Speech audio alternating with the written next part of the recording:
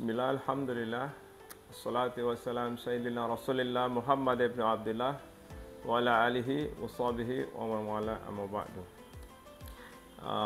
Kita akan lanjutkan lagi tentang hadis yang kemarin, hadis tentang 5 hadiah untuk umat baginda Muhammad sallallahu alaihi wasallam.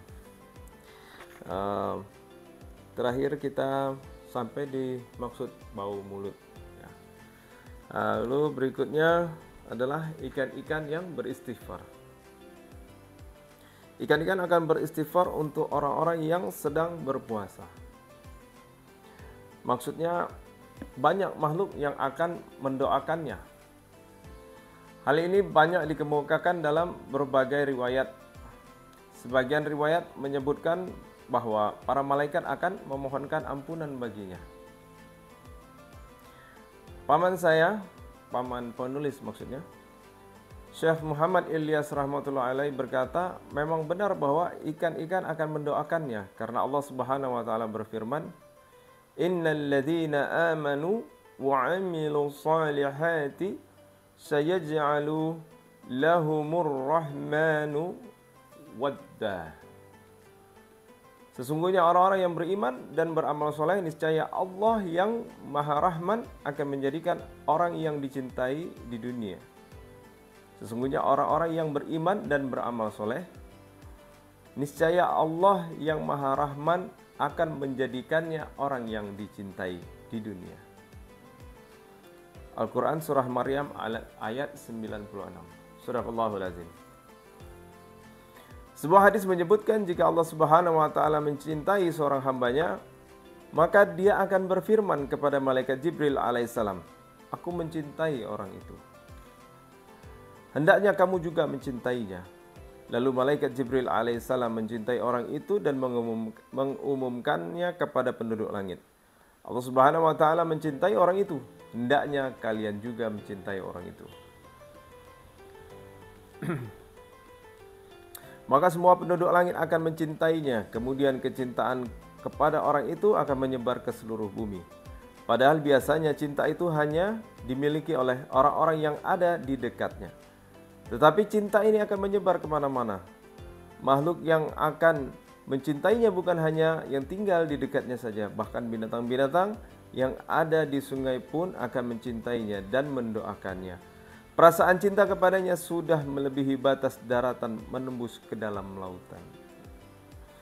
Maka binatang-binatang yang ada di hutan pun sudah semestinya akan mendoakannya.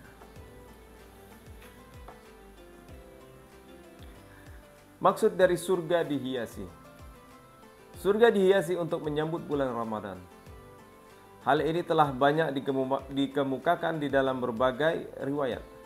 Sebuah riwayat menyebutkan bahwa sejak permulaan tahun, surga telah dihiasi untuk menyambut bulan Ramadan. Biasanya semakin penting tamu yang akan datang, maka semakin awal pula persiapannya. Misal, dalam acara walimah pernikahan, persiapan telah dimulai beberapa bulan sebelumnya. Lalu setan dibelenggu. Setan-setan yang sangat jahat akan dibelenggu sehingga kemaksiatan akan berkurang.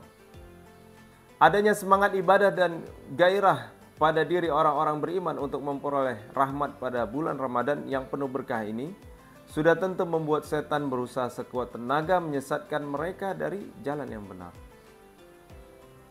Sehingga kemaksiatan semakin meningkat pesat. Namun yang terlihat secara umum, kemaksiatan berkurang. Berapa banyak para pemabuk yang karena keistimewaan bulan Ramadan tidak meminum khamar?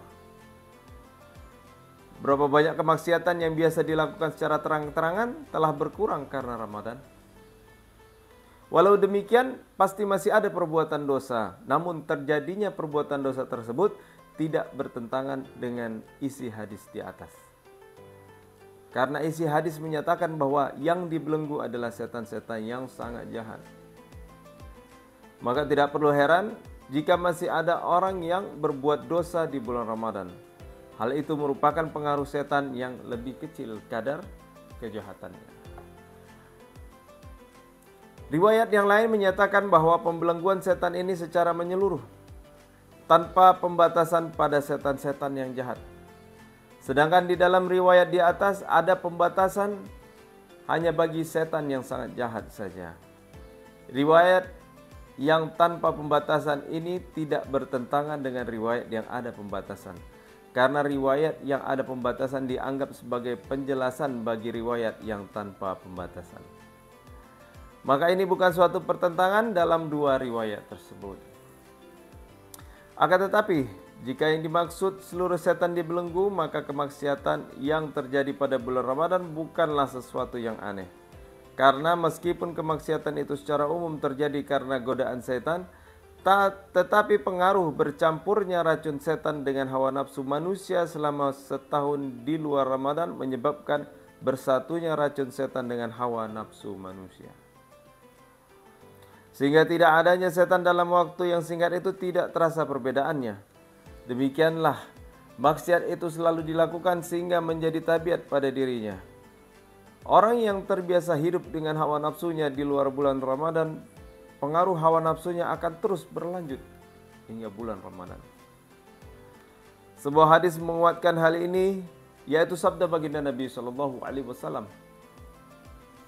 Apabila seseorang berbuat satu dosa, sebuah titik hitam akan melekat di dalam hatinya. Jika ia bertobat dengan sungguh-sungguh, titik hitam tadi akan terhapus. Jika tidak bertobat, titik hitam tadi akan tetap melekat.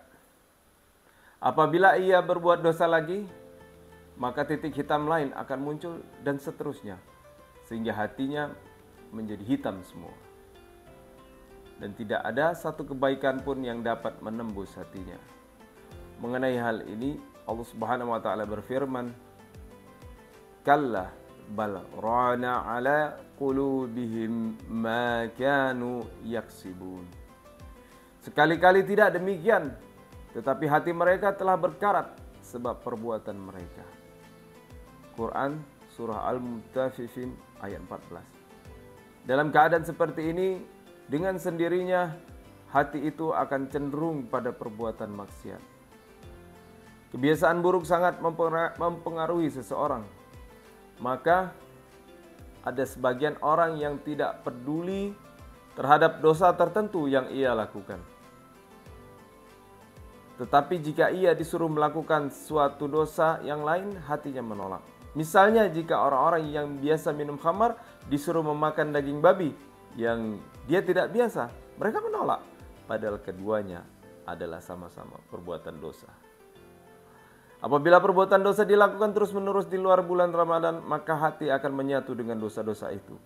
Sehingga di dalam bulan Ramadan pun dosa-dosa tersebut tetap dilakukan. Na'udzubillahi min dzalik.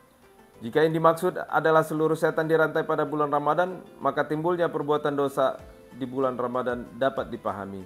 Sedangkan jika yang dimaksud hanya setan-setan yang sangat jahat yang dirantai, timbulnya perbuatan dosa di bulan Ramadan pun dapat dipahami. Hamba yang lemah ini berpendapat bahwa penjelasan seperti itulah yang lebih tepat.